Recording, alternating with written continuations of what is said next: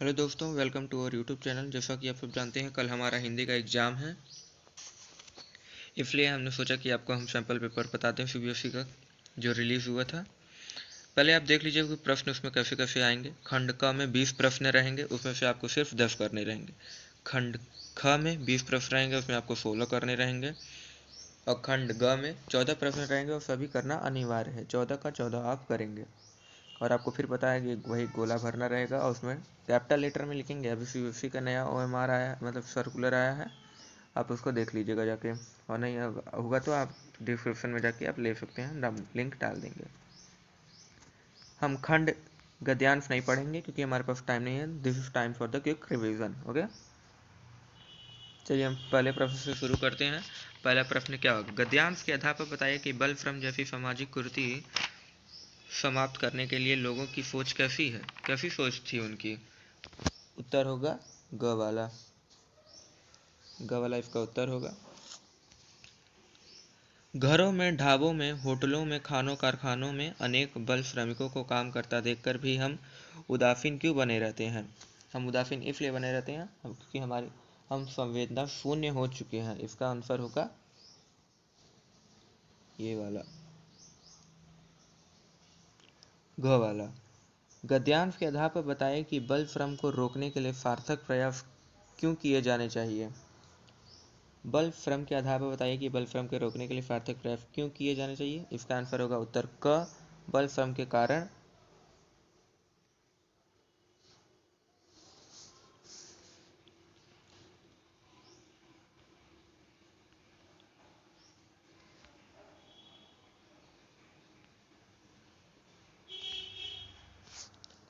बल श्रम के कारण गद्यांश, इसका आंसर होगा उत्तर क।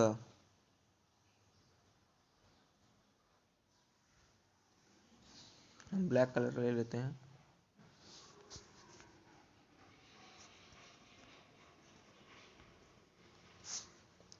चलिए आगे बढ़ते हैं। उत्तर क्वेश्चन नंबर 4 है, बच्चों को बल श्रम के लिए क्यों विवश किया जाता है। इसका आंसर होगा उत्तर ख, निर्धनता और भूखमरी। ठीक। बल श्रम जैसी सामाजिक अभिशाप से देश का क्या नुकसान होता है। इसका आंसर होगा उत्तर घ, बल श्रम के देश को आने वाला कल अंधकार की ओर लाने लगता है।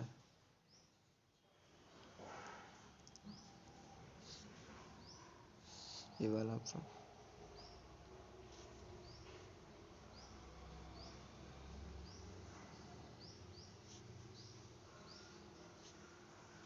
अब अथवा दोनों आप में से कोई कर सकते हैं, कोई एक कर सकते हैं, दोनों हम नहीं बताएंगे। आप कहना चाहें तो डिस्क्रिप्शन, पीडीएफ का लिंक डिस्क्रिप्शन में रहेगा, आप ले सकते हैं।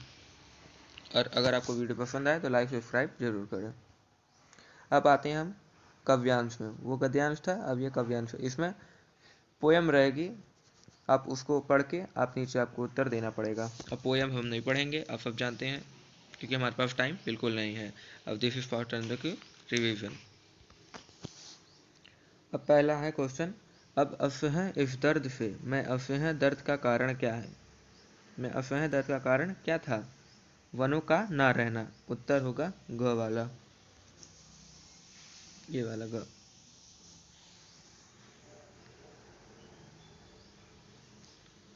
दूसरा प्रश्न है, जब कुलाहड़ों की तृषा है बढ़ रही, कथन से क्या तात्पर्य है। इस कथन से आप क्या समझते हैं। जब कुलाहड़ों की तृषा है बढ़ रही, इस कथन से हम समझते हैं कि पेड़ों को काटकर भी तृप्त न होना। उत्तर होगा ग वाला। तीसरा क्वेश्चन है, अंत्योदय के लिए लकड़ियां सुलभ न होने का कारण है। इसका उत्तर होगा, इसका उत्तर क्या होगा। इसका उत्तर होगा क वाला, वन काटे जा रहे हैं।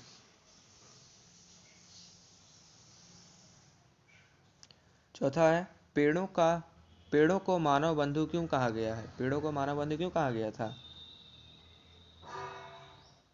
पेड़ हमें अपना सर्वस्व देते हैं, सर्वस्व देते हैं। पेड़ हमें अपना सर्वस्व देते हैं। इसका उत्तर होगा ख वाला। इस कविता में क्या प्रेरणा दी गई। इस कविता में क्या प्रेरणा दी गई थी। वन संरक्षण की। उत्तर होगा घ वाला। अब दोनों में से कोई करना था तो हमने पहला वाला कर लिया, आप दूसरा वाला कर सकते हैं ट्राई कर प्रैक्टिस के लिए। अब आगे हमारा क्या, वैवाहिक व्याकरण खंड ख। व्याकरण 16 नंबर का है, 16 क्वेश्चन करना है, 20 प्रश्न पूछे गए होंगे, लेकिन हम आपको पूरा बता देंगे ताकि आप भूलें ना। बादल घिर आए और वर्षा होने लगी, रचना के आधार पर वाक्य भेद। इसमें वाक्य भेद बताना है। आपको पता होगा वैसे वाक्य भेद आप पढ़ चुके होंगे, आपकी टीचर ने पढ़ाया होगा। उत्तर होगा ग वाला, संयुक्त वाक्य, ये वाला ऑप्शन नंबर ग। निम्नलिखित में मिश्र वाक्य क्या है, निम्नलिखित में मिश्र वाक्य क्या है, इसका उत्तर होगा क वाला। नहीं, निम्नलिखित में मिश्र वाक्य क्या है, इसमें मिश्र पूछा है, इसमें होगा जो झूठ बोलता है उन पर विश्वास मत करो, घ वाला, ये वाला होगा ऑप्शन। तीसरा है आनंद 4 दिन गांव में रहा, वह सबका प्रिय हो गया। इस वाक्य में संयुक्त वाक्य में रूपांतर होगा, इसका होगा क वाला। आनंद 4 दिन गांव में रहा और सबका प्रिय हो गया, उत्तर नंबर क। बहुत आसान आसान क्वेश्चन आएंगे, हिंदी है, आप सब कर सकते हैं। वह पुस्तक कहाँ है जो कल खरीदी थी, जो कल खरीदी थी में अंडरलाइन है, इसका पूछा गया है रेखांकित उपवाक्य का भेद क्या है। इसका पूछा है ये कौन सा भेद है उपवाक्य में, आप सब जानते हैं वैसे, अगर आप नहीं जानते तो आप देख लीजिए, इसका आंसर होगा ग वाला, ये घ वाला। विशेषण आश्रित उपवाक्य, निम्नलिखित में सरल वाक्य क्या है, नीचे 4 लाइन दिया है, इसमें पूछा है सरल वाक्य कौन सा है। आप सबको वैसे पता होगा, नहीं पता तो ग वाला होगा इसका आंसर। वर्षा होती ही मोर नाचने लगे, सिंपल सा सेंटेंस था इसलिए सरल वाक्य हो गया। अब आते हैं चौथे के पहले क्वेश्चन पर। निर्देशानुसार किन्हीं 4 प्रश्नों के उत्तर लिखिए। हम सब करेंगे क्योंकि हमें आपको पूरा बताना है, आप उसमें कोई भी कर सकते हैं, कोई जरूरी नहीं। निम्नलिखित वाक्य का वाच्य लिखिए, वाच्य अब पूछ रहा है, आप वाच्य भी पढ़े होंगे, आपकी टीचर ने स्कूल के सब पढ़ा दिए होंगे वैसे। इसका आंसर होगा कर्मवाच्य, कर्म कर रहा है इसमें, इसलिए इसका कर्मवाच्य, ऑप्शन नंबर ग। हालदार साहब ने पान खाया, उपरोक्त वाक्य में कर्मवाच्य में बदलिए। अब इसको ऐसे भी सेंटेंस आ सकते, क्वेश्चन आ सकते हैं कि कोई सेंटेंस दे दिया उसमें अब कर्मवाच्य में कृतवाच्य में बदलने के लिए, ठीक। जैसे इसमें पूछ लिया तो इसमें क्या होगा, हालदार द्वारा लग जाएगा, वैसे हालदार साहब द्वारा पान खाया गया, घ वाला। पक्षी बाग छोड़कर नहीं उड़े, उपयुक्त वाक्य का भाववाच्य में बदलिए। इसका क्या होगा, पक्षियों से बाग छोड़कर उड़ा नहीं गया, ये होगा ख वाला। चौथे वाले का क्या होगा क्वेश्चन आंसर, निम्नलिखित वाक्यों में से कृतवाच्य वाला वाक्य छांटिए, कृतवाच्य वाला अलग करना है, तो इसका आंसर होगा छात्रों ने सभी का स्वागत किया। अब पांचवा क्या है, निम्नलिखित में से कौन सा भाववाच्य का सही विकल्प है। इसका आंसर होगा ख, आओ वहां बैठा जाए, ख वाला ऑप्शन सही हो जाएगा हमारा। अब पांचवे का आ गए हैं, पांचवे का निर्देशांकों के अनुसार 4 प्रश्नों के उत्तर लिखिए। इसमें भी 4 प्रश्न लिखे हैं लेकिन हम आपको पूरा बताएंगे। हम कल दिल्ली जा रहे हैं, रेखांकित पद का परिचय है। अब इसमें दिल्ली है, दिल्ली पर अंडरलाइन है, अब इसमें सब कुछ पूछेगा। दिल्ली क्या है, दिल्ली व्यक्तिवाचक है, जातिवाचक है, दिल्ली व्यक्तिवाचक है, व्यक्तिवाचक संज्ञा है, एक वचन है, पुल्लिंग है, अधिकरण है और कारक है, मतलब कौन सा ऑप्शन होगा, ख वाला होगा हमारा। दूसरा क्या है, यह बालक बहुत मेधावी है, यह बालक बहुत मेधावी है। अब इसमें यहाँ पे लगा है, यह क्या है हमारा, यह है हमारा सर्वनामिक विशेषण, एक वचन, पुल्लिंग, विशेष, बालक, मतलब कौन सा होगा ऑप्शन, घ वाला। थर्ड वाला क्या है, अचानक वर्षा होने लगी, इसका क्या होगा, इसका होगा अचानक पे लगा है तो अचानक रीतिवाचक क्रिया विशेषण होता है, होने लगी क्रिया का विशेषता बता रहा है, इसलिए हमारा कौन सा हो जाएगा, ख वाला। वाह भारत मैच जीत गया, इसमें कौन सा, इसमें कि वाह पे लगा है, वाह आप जानते हैं क्या होगा, इसमें अधिक बोधक अव्यय प्रश्नार्थसूचक भाव की अभिव्यक्ति, इसका आंसर होगा घ वाला। शाबाश, तुमने बहुत अच्छा कार्य किया। इसका आंसर होगा क वाला। मध्यम पुरुषवाचक सर्वनाम, एक वचन, कर्ता कारक। वैसे ज़्यादा हिंदी का टफ पेपर नहीं आएगा, क्योंकि देख रहे हैं आप कितना छोटे छोटे प्रश्न कितने सिंपल से दिए गए हैं। छठवें में भी किसी 4 प्रश्न दिए हैं, उसमें से 4 प्रश्न करना है। एक और अजंग रही लखी, एक और मृग राय, विकल बटो ही बीच ही पर्यो मूर्छा खाए। उपयुक्त काव्य पंक्ति में रस बताना। अब इसमें रस पूछा है, इसमें रस कौन सा होगा? मारपीट की बातें हुई हैं, इसलिए इसमें कौन सा रस होगा? भयानक रस। उत्साह किस रस की स्थायी भाव है? उत्साह वीर रस की स्थायी भाव है।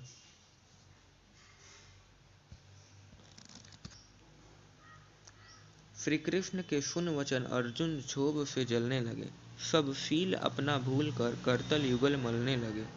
संसार देख अब हमारे शत्रु रण में मृत पड़े, करते हुए यह घोषणा वे हो गए उठकर खड़े।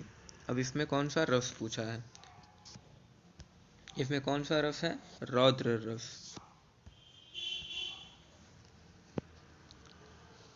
चौथा क्वेश्चन क्या है? विभाव, अनुभाव और संचारी भावों की सहायता से क्या रस रूप में परिणत हो जाते हैं? इसका आंसर होगा घ वाला, स्थायी भाव। अद्भुत रस की स्थायी भाव क्या है? इसका स्थायी भाव है विस्मय। ये हो गया ख वाला। अब आ गया हमारा कौन सा? खंड ग, पाठ्य पुस्तक, जो आप हिंदी लिटरेचर के 36 से पढ़े होंगे। 4 चैप्टर। कौन कौन से चैप्टर थे वो? नेताजी का चश्मा, बाल गोविंद भक्त, सूरदास, तुलसीदास। ठीक, इसमें भी आपको पैराग्राफ मिलेंगे। आप लेकिन पैराग्राफ अगर आप चैप्टर 5 पढ़े रहेंगे तब तो बिना पैराग्राफ पढ़े ही आपका उत्तर हो जाएगा। पहले आप पैराग्राफ नहीं पढ़ेंगे, पहले आप प्रश्न को देखेंगे, उसके बाद अपने पेन से मार्क नहीं करेंगे बोर्ड के पेपर में, क्योंकि उसमें इन्विजिलेटर आए हैं, इन्विजिलेटर आते हैं, वो चेक करेंगे। आप सिंपल से लाइन खींचते जाएंगे, जो आपको सेंटेंस जहाँ मिल जाएगा वहाँ पे आप रुक जाएंगे, उसके बाद आस पास देखेंगे तो आपको आंसर मिल जाएगा। चलिए हम पहले क्वेश्चन से आ जाते हैं। प्रस्तुत गद्यांश में देशभक्त किसे कहा गया था? देशभक्त किसे कहा गया था? कैप्टन चश्मे वाले को, यानी कि ऑप्शन ख। पान वाले की कौन सी बात हवलदार साहब को अच्छी नहीं लगी? एक देशभक्त का मजाक उड़ाना हवलदार साहब को अच्छा नहीं लगा पान वाले के मुंह से। थर्ड वाला, चश्मे वाले एक बंद दुकान के सहारे अपना बांस क्यों टिका रहता था? इस उसकी अपनी कोई दुकान नहीं थी, इसलिए वो अपने मतलब दुकान के सामने जो बांस लगा के फिर बेचते नहीं, वैसे ही हो गया था। चौथा प्रश्न, हवलदार साहब पान वाले से कैप्टन चश्मे वाले के बारे में क्या पूछना चाहते थे? इसका आंसर क्या होगा? चौथा क्वेश्चन है, इसका आंसर होगा इसे कैप्टन क्यों कहते हैं?